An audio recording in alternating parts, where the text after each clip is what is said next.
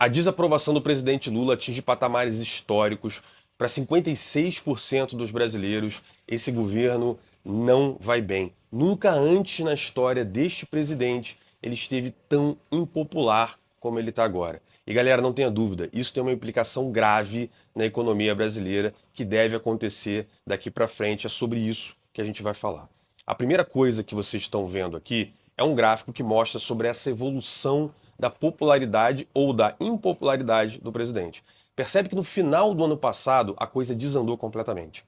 A gente só vê o presidente ficando cada vez mais impopular, né? E isso é um reflexo de um fenômeno que eu falo aqui muito, da inflação. E por mais que tenha uma galera da direita falando, não, porra, o Postman ele maquia resultado, e pode ter uma coisa ou outra, ou a galera da esquerda, não, a carne subiu por um problema no gado, não subiu o café por causa de uma estiagem, por causa do aquecimento global, a gripe aviária. Gente, esses movimentos de um produto ou outro, ou então uma tentativa de maquiar um número aqui ou ali, eles podem até ajudar no momento de curto prazo. Mas a verdade verdadeira é que o fenômeno da inflação não é aumento de preço, é a perda do valor da moeda. É como se você visse o seu salário diminuir sem que ele efetivamente diminua. Você percebe isso através do aumento do preço. Só que a verdadeira percepção disso acontece com o cara que é pobre. Porque o cara que é pobre, quando ele chega lá no mercado e vai comprar as coisas dele, ele percebe que simplesmente não é só a carne, não é só o frango, simplesmente está tudo muito caro e o salário que ele recebia hoje não dá mais para comprar as mesmas coisas. E essa percepção gera nessa pessoa um sentimento de que ele está empobrecendo. E aí não adianta você falar, não, a Faria Lima que está atacando o presidente porque há números positivos.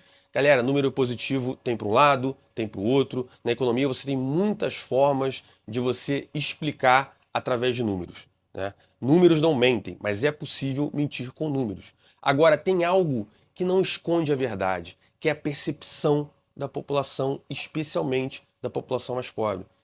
O cara que é mais pobre, que agora não está mais apoiando o Lula, não é o cara que entendeu que teve a abertura da curva de juros, ou que a Selic está no high, ou o pessoal está short em Lula. Não é isso. É o cara que está percebendo que a coisa não vai bem. E ele percebe isso através do dinheiro que ele recebe. Agora, qual é a implicação daqui para frente?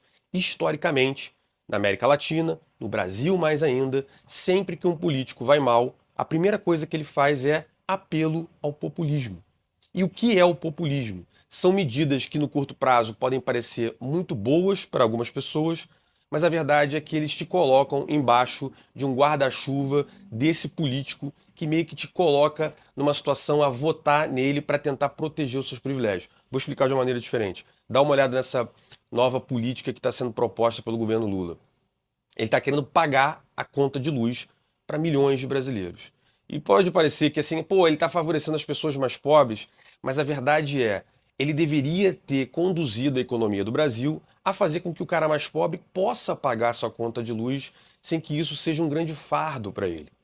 A verdade é, os movimentos feitos pelo Haddad, pelo Lula, por toda a equipe econômica, geraram esse patamar de inflação que a gente tem. E agora o presidente está falando, não, deixa que eu pago a conta para você. Mas a verdade é, não existe um governo pagar a conta para alguém. Para todo mundo que vai usar sem pagar, vai ter muita gente pagando sem usar.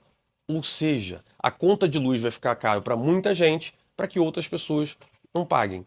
E aí essas pessoas vão se sentir, porra, privilegiadas pelo governo e vão falar, olha, na hora que for lá na urna, o presidente vai falar, se você não votar em mim, você vai ter que pagar a conta de luz.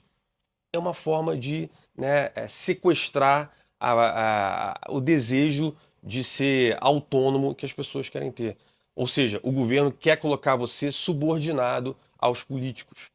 E isso não é novidade aqui no Brasil. Dá uma olhada nesse outro projeto, também do governo PT, o tal do pé de meia. A educação brasileira é uma porcaria. Anos e anos, desde lá do primeiro governo Lula, a gente vem aumentando o volume de dinheiro que a gente coloca na educação brasileira. Só que, no final das contas, a gente vê cada vez mais alunos analfabetos funcionais, pessoas chegando ao final do segundo grau sem saber propriamente fazer conta de somar, de subtrair, de multiplicar, não sabem falar direito o português, não dominam a própria língua. E aí o que o governo vai fazer? Melhorar? Não. Dar dinheiro para pessoas. É sempre essa a solução. Agora, para mim, é essa aqui. Dá uma olhada. A gente tem governos que comemoram que o Bolsa Família aumentou. Mais brasileiros estão dentro do programa Bolsa Família, como se isso fosse positivo. Pessoal, eu não sou contra o Bolsa Família. O Bolsa Família ele tem que ser destinado a pessoas que realmente precisam. Só que no Brasil, a gente tornou isso uma política de governo. Vai chegar na eleição, vocês vão ver. A briga que vocês vão ver do Lula versus o candidato que estiver do outro lado sempre vai ser vote em mim, ou então vão tirar o Bolsa Família, vão fazer você pagar a conta de luz, né? Ah, o teu filho não vai ter o pé de meia.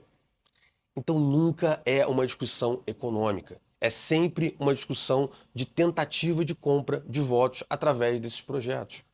E qual é o problema que a gente tem aqui? O Brasil está chegando numa situação falimentar. O próprio governo Lula está falando isso. Que em 2027 os gastos fixos do Estado brasileiro vão ser maiores do que a receita do governo.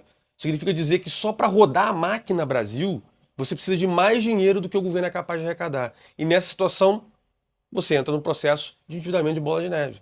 É como se o seu custo de vida fixo fosse maior do que o seu salário. A única forma de você fazer isso é se endividando, endividando, endividando. E aí o que acontece?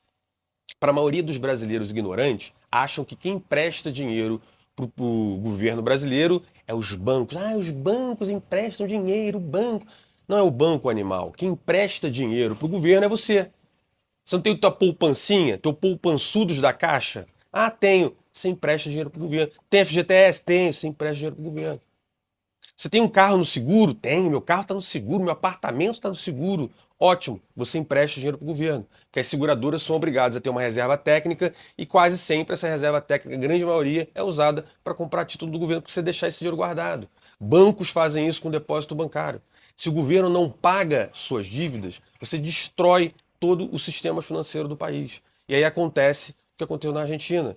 Porque o Brasil precisa de capital externo para financiar sua dívida. Tem um monte de investidor externo aqui comprando papel da dívida brasileira. Se esses caras percebem que essa dívida não vai ser paga, né, simplesmente eles vão começar a tirar o dinheiro. Na hora que eles tirarem o dinheiro, eles vão levar os dólares embora. E o dólar vai disparar. E a inflação vai junto. Vai faltar dólar no Brasil. Essa é a receita que aconteceu na Argentina. E a Argentina precisou bater no fundo do poço, cavar mais um pouquinho, para agora com o Milei começar a voltar. E olha a dureza que é essa volta. Olha a dureza que é bater lá no fundo. E esse é o caminho que a gente está tendo. Porque todas essas medidas que vocês vão ver, que começa agora com essa da energia, do pé de meia, do aumento do Bolsa Família, é uma tentativa para aumentar a popularidade, mas que vai gerar um aumento absurdo no custo do Estado brasileiro. E qual é o político que vai chegar lá e vai tirar esses incentivos? Então, a possibilidade do Brasil se jogar ainda mais no fundo do poço. Aliás, no último vídeo que eu fiz, eu falei, o ano passado falava que o Brasil ia falir em 28. Agora o próprio governo fala que vai falir em 27. Será que com todos esses gastos sendo criados agora no governo, a gente vai falir antes? O ano que vem? Será até que esse ano?